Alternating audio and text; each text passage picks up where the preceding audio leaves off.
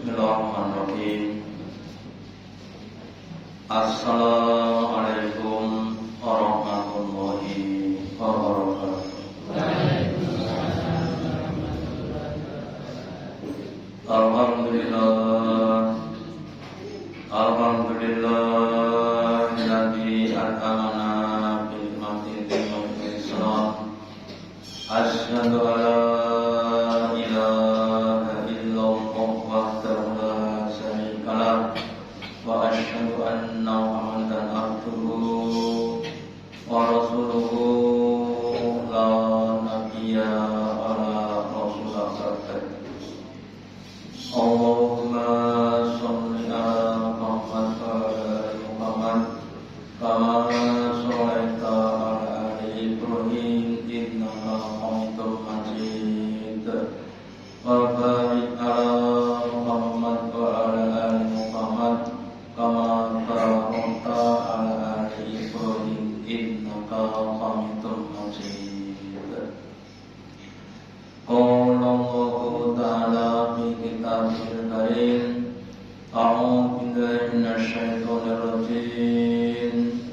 Ya ayyuhalladzina amanu ittaqullaha haqqa tuqatih wa la tamutunna illa wa antum muslimun. Wa qala Rasulullah nawwirahum bis-sholati wal qiraatil Qur'an. Bapak Ibu yang dirahmati Allah Ta'ala, yang pertama dan utama, marilah kita selalu meningkatkan, menambah kesyukuran kita, keimanan dan ketakwaan kita kepada Allah Ta'ala dengan menjalankan perintahnya dan larangan-larangannya. Juga mengingatkan kepada kita semuanya tentang pentingnya menerangi rumah-rumah kita. Nabi bersabda, "Nawwir malam bisati wal qiraatil Qur'an." Yang artinya, wahai umat-umat Muhammad, sinarilah, terangilah rumahmu dengan sholat dan membaca Al-Quran. Di hadisnya dikatakan, janganlah engkau jadikan rumah sebagai kuburan. Jadi bedanya rumah dengan kuburan, kalau rumah itu untuk orang-orang yang hidup, kuburan untuk orang-orang yang mati. Ya, sehingga meskipun mungkin secara jasad dia hidup, tapi kalau rumahnya tidak digunakan untuk sholat dan Al-Quran, maka itu adalah kuburan. Sekali lagi untuk semuanya berusaha untuk menerangi dengan sholat dan Al-Quran, dan semoga Allah berikan kepada kita kekuatan keikhlasan untuk selalu taat kepada Allah. Selanjutnya mengingatkan pada kita bahwa setiap orang termasuk kita nanti akan melewati namanya alam kubur atau alam barzakh. Kalau kita cermati, kita lengkapi, setiap orang itu akan melewati 4 alam. Yang pertama alam arwah, kita masih berupa roh. Yang kedua alam dunia yang sekarang baru kita jalani. Ya. Kemudian yang ketiga adalah alam kubur atau alam barzakh sebagai penyekat antara dunia dan akhirat. Dan nanti yang adalah pada alam akhirat. Dan kemudian Nabi sudah memberikan beberapa kabar tentang alam kubur. Supaya apa? Supaya kita mempersiapkan dalam menghadapi alam kubur. Di dalam surat Al-Baqarah Allah firmankan bahwa summa amartahu fa'akbaru. Salah satu dari fi'il Allah adalah mematikan manusia kemudian menguburnya. Jadi menurut Islam Bapak Ibu, orang yang sudah mati itu dikuburkan, bukan dibuang, bukan dibakar, ya, bukan ditelantar, tapi dikuburkan. Nah kemudian nanti kalau kita sudah mati, ada beberapa cara dalam mulai dari memandikan, mengkafani, ya, mensolatkan dan menguburkan jenazah. Jadi kewajiban orang Islam yang masih hidup pada ada 4 tadi. Ya. Terus kemudian ketika orang itu berada di alam kubur, apa yang akan terjadi? Nabi sabdakan innal qabr, sesungguhnya kubur adalah awwalu wal akhir. Dia itu adalah permulaan dari akhirat. Maka maka barang siapa yang dia selamat dari kubur, maka setelah itu dia akan mendapatkan berbagai macam kemudahan. Ya. Dan sebaliknya barang siapa yang tidak selamat, ditakoni boleh sangat menjawab, maka kemudian yang dia dapatkan adalah berbagai macam kesusahan di alam kubur tadi.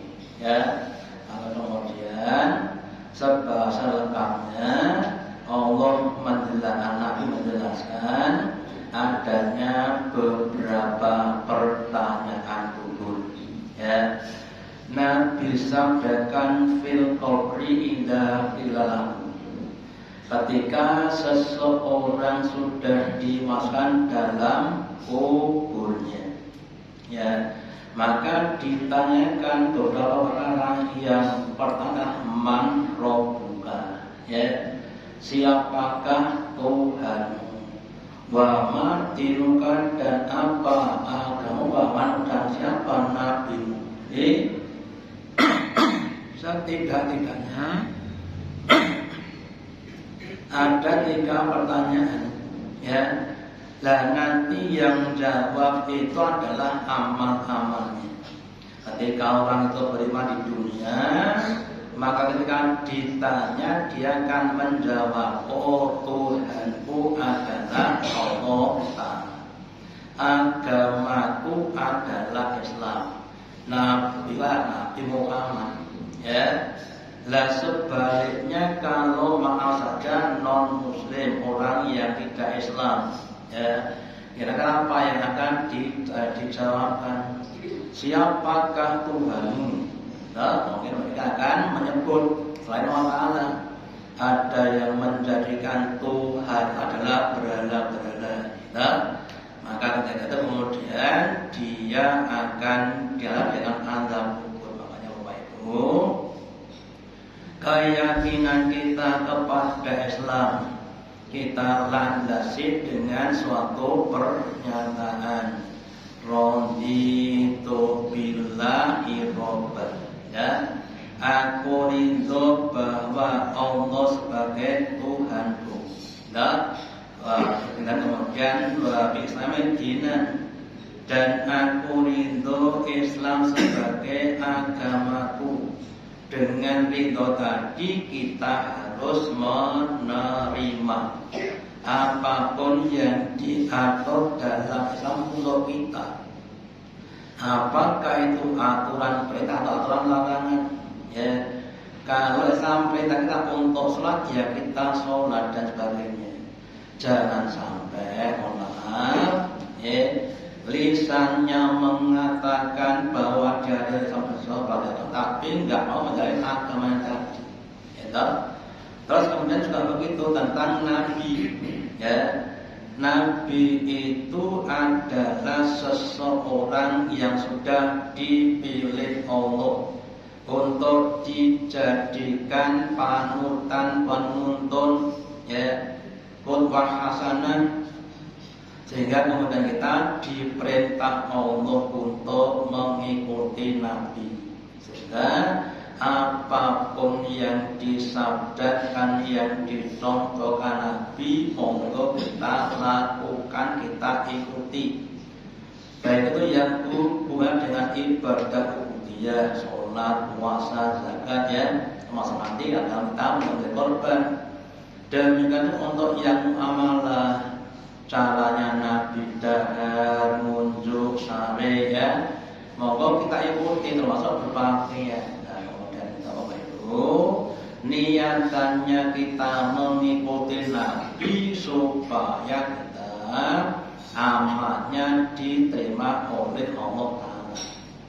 Nah, Nabi juga berkata atau bersabda, man amila laisa lillahi fa'uradu, ya, barang siapa yang dia ketika di dunia ini melakukan suatu amalan yang tidak ada contoh dari Nabi, maka dia akan tertolak oleh Allah. Semuanya berusaha untuk ibadah kepada Nabi supaya maka diterima oleh Allah.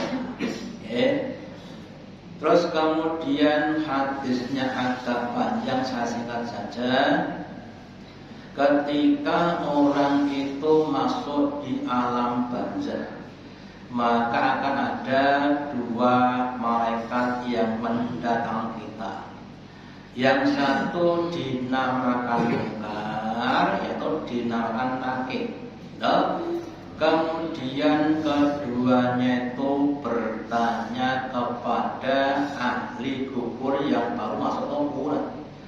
Maka nanya ketika malaikat tadi menunjukkan namanya foto, ya, atau gambar seorang laki-laki, terus ditanyakan apa yang tentang ini, dia tidak katakan ma ilmuka bihadzal rajul, apa yang tentang orang ini, ya. Maka kalau orang-orang yang beriman, dia katakan wa aflahu, oh dia itu adalah hambanya Allah dan Rasulnya. Ashhadu an la ilaha, ya, kemudian dikatakan aku bersaksi bahwa tidak ada salah dan Muhammad itu adalah utusannya dan Rasulnya. Itu adalah orang-orang beriman. Setelah dijawab itu kemudian malaikat itu berkata, ya, qad kunna na'lamu annaka taqulu hadza, kami sudah yakin bahwa kamu sejak berkata begitu ketika di dunia, ya. Lah itu diketahui dari amal-amal kita, kita sholat, kita puasa, ya. Itu adalah menunjukkan kita yakin iman kepada Allah dan Rasulnya. Kemudian cuma yusaku lahu fi qabrihi sabuna dirokan fi sabihi.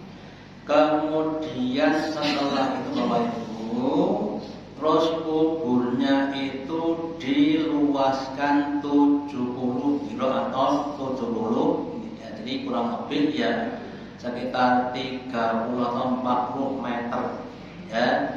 Meskipun saran dohirnya baik, nek kuburan itu kuburan mana? 2 kali 1, 2 kali 1, oke. Nah, itu kalau fisiknya.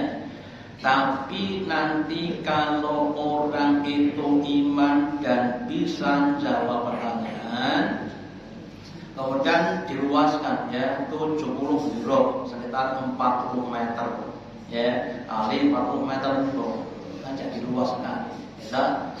Lah kemudian jangan dibayangkan cuma tanah, ya. Nanti di situ akan ada banyak kenikmatan namanya nikmat kubur tadi, ya. Tetapi ketika orang yang munafik, orang yang kafir, ya, Ketika ditanya nggak bisa jawab, wah siapa ya? Nggak tahu lah adri, aku tidak tahu. Nah, maka kemudian bumi itu diperintah untuk menyempit, untuk menghimpit, untuk menghimpit para jemaah yang tadi. Dan kemudian Allah berikan siksaan kubur. Yang di hadis lain dijelaskan bahwa siksaan kubur itu ketika yang disiksa itu menjerit, bengong bagaimana? Seandainya manusia dan jin itu diperdengarkan, sing krungu niku wis semaput, ya itu ya dengar. Apalagi yang disiksa, ya itu.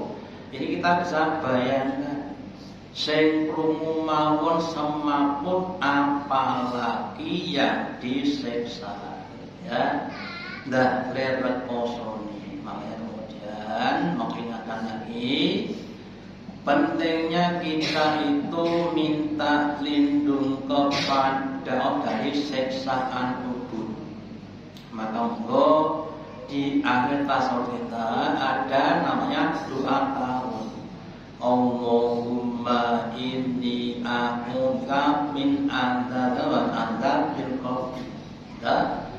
Ya Allah, aku minta lindung kepadamu dari azab neraka dan azab kubur. Itu juga perlu ditekankan, ya, supaya kita bisa dihindarkan dari siksa kubur, ya. Dan makanya sekali kita harus bisa untuk menjadi orang-orang yang beriman, ya. Ini fenomena. Kalau orang tidak pernah sholat, tidak pernah Islam, terus digawene kerpean, diparingi napa niku jenenge rontek, enten kata dikurungi la ilaha, mulai sakone iki butuhno. Butuhne kali malaikat sinten kubur itu yang ngampun ya akan bisa, ya. Karena tapi kalau di kubur itu kita nggak kuasa untuk mengundang pada kita. Yang menjawab itu adalah amal-amal kita. Makanya kalau kita cermati, fadilahnya orang yang dia istiqomah dalam iman. Alladzina qalu rabbuna mastaqamu, ya. Orang-orang yang dia menyatakan Tuhannya adalah Allah, kemudian dia istiqomah dalam ibadah sampai akhir hayat, maka ketika akan meninggal dunia, malaikat datang kepada dia, ya. Terus malaikat tadi berkata, Allah takhafu wa la tahzanu. Kamu jangan takut apa-apa yang akan kau di alam yang depan, ya, di alam dan di alam akhirat. Wala tahzanu, dan kamu jangan sedih terhadap apa yang kau tinggal di alam dunia.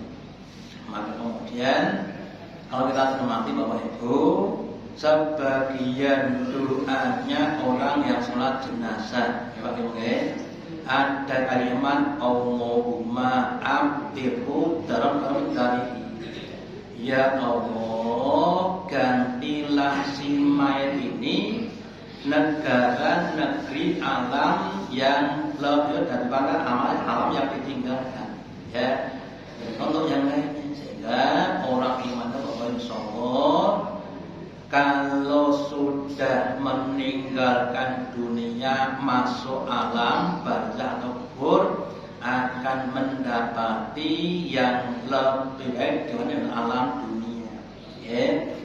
Terus seandainya mau kita ditanya, "Pripun Pak, pengen dunia napa pengen kuburan?" Tidak dijelaskan bahwa alam kubur itu bagi orang beriman lebih dari alam dunia. Nek ditakoni bilih jenengan napa sakniki sing mati? Wes, karena kurang yakin tadi. Ya. Nah, maka kemudian semuanya harus mempersiapkan diri. Ya. Kemudian doa yang perlu kita lantunkan utamanya ketika kita sudah mengubur jenazah kita, ya, mengatakan bahwa dosa bulan amanu bulan khabiti karena fil akhirah, yang artinya Allah menetapkan bagi orang yang benar ucapan yang tetap dan di akhir. Apa itu ucapannya? Ucapannya adalah la ilaha illallah. Ya. Ketika kita di dunia ditetapkan pada kita la ilaha illallah. Lah itu nanti ketika di akhir juga begitu. Ketika ditanya maka dikatakan la ilaha illallah, maka sebagian hadis sebagai riwayat itu mengisahkan atau menceritakan jika mayit sudah dikubur, ya, utamanya keluarganya, tunggulah di situ sekedar orang selesai makan. Kurang lebih ya 15 menit, ya. Kemudian doakanlah dia. Kenapa? Karena sebentar lagi akan ada pertanyaan dari malaikat, ya. Kemudian doanya adalah supaya Allah menetapkan hatinya, lisannya, sehingga dia mengatakan bisa mengatakan la ilaha illallah. Ya, kita itu saya meninggal dunia. Dan saya juga begitu, saya dan saudara saya, ya, tidak langsung pulang. Ya, saya bilang kita mengikuti kita, terus kita doakan, ya, supaya ketika ditanya terus ditetapkan. Ya, kalau ditetapkan kemudian tadi, maka kemudian baru diperintah untuk 6 sore. Terus ketika sudah selesai pertanyaan, kemudian malaikat katakan pun sakniki panjenengan mansari, ya. Dikatakan pula bahwa tidurnya itu seperti tidurnya pengantin baru. Pengantin dari santan nomor nah, itu begitu. Pengantin baru niku tidure jane suwe ning ketok. Mergone seneng, ya, sampai Bapak Ibu. Sejak dimasukkan di kubur sampai nanti kiamat kan lama. Tetapi waktunya seperti sedikit. Karena apa? Karena senang tadi, ya, tadi hadani takono al itu pada itu asli. Ketika orang itu dikubur dan ditanya tadi, ya, maka dia itu seakan-akan saking hebatnya bisa mengguncang arsy-Nya Allah. Jadi untuk memberikan pemahaman, itu bukan perkara yang kecil, ya, tapi perkara yang sangat besar. Sehingga kita harus mempersiapkan diri menghadapi apa yang ada pada kubur atau pada fitnah kubur tadi, ya. Terus kemudian apa itu? Nabi sabdakan juga bahwa innal rabbi dhurqatan, sesungguhnya di dalam kubur ada himpitan. Ya, lah orang-orang yang ketika di dunia tidak beriman, maka lagi dia akan dihimpit kubur sekedar suatu bandingan pengapunten. Kalau penjenengan umpamanya, beri depan pintu nih, nyekan kemudian ditutup, terus jenti aneh kecepet lapar, kira-kira rasane pribu. Kecepet lawang sak menit motor mawon. Itu baru nopo jenti aneh. Belum sak awake banget nek kudu ngapun. Masing-masing atau bayar ngapun di sebelah selatannya pas itu kan ada adanya. Ya, itu pernah terjadi Bapak Ibu. Seorang ibu-ibu jualan, terus ada bis yang mau jaga gitu. Kemudian dia ikut dorong, terus kelindes sampai mati. Jadi seorang ibu kelindes bis itu ngantek situ. Gitu. Mau cerita kan kosong lah, ini kuburan itu kosong Bapak Ibu. Gitu. Dilindes bis ngantek situ, kosong betul. Mboten proses mati. Sementara dikubur dalam keadaan kasar, terus boten sak jam tapi sampai datang kiamat. Ini saya ingatkan kepada semuanya, pentingnya sekali lagi kita itu mempersiapkan diri untuk menghadapi alam-alam selanjutnya. Ya, terus kemudian saya sampaikan Bapak Ibu, ada dua amalan yang menjadi penyebab datangnya siksa kubur. Ya, yang pertama adalah orang yang kencing tapi tidak berlindung, tidak ditutupi. Kita selak itu bagaimana? Sama bapak-bapak, ngapun kita. Selak itu ada tempat, kalau tidak tahu sih kemudian dicoret di tempat yang bagus. Kalau misalnya jangan dilakukan Bapak Ibu. Yang kedua adalah yang si bin namimah. Ketika masih hidup di dunia, mereka saling namimah niku adu-adu. Bosone adalah tumbak culuan, ya. Misalnya adu-adu adalah itu penyebab datangnya siksa namanya dosa. Jangan jadi kompok, ya pakai neng gadilin, ya. Kalau ada saudara yang sedang berurusan, jangan malah dikompori, tapi kemudian kita damaikan, sehingga kita tidak terkena pada siksa kubur tadi. Terus kemudian pentingnya kita untuk berlindung kepada dari siksa kubur yang tadi saya sampaikan. Dalam tasawuf kita itu berlindung dengan 4 perkara. Yang pertama adalah neraka jahanam, yang kedua adalah azab kubur, yang ketiga adalah fitnah hidup dan fitnah mati, dan yang adalah fitnahnya masuk dajjal. Ya. Lah kita minta lindung itu ya karena kita tidak mau, ya. Sehingga dengan kita minta lindung Allah, semoga kita dilindungi dari berbagai macam fitnah-fitnah tadi. Fitnah hidup, fitnah itu juga begitu sangat-sangat dasar, ya. Apalagi fitnah mati dajjal.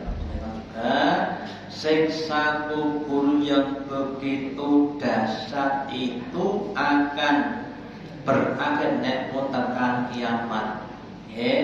Lah orang-orang yang kafir, yang munafik, habis siksa kubur dilanjutkan siksa neraka dalam keadaan khalidina fiha abadan. Sebaliknya orang-orang yang beriman, nikmat-nikmat kubur akan dilanjutkan dengan nikmat surga itu.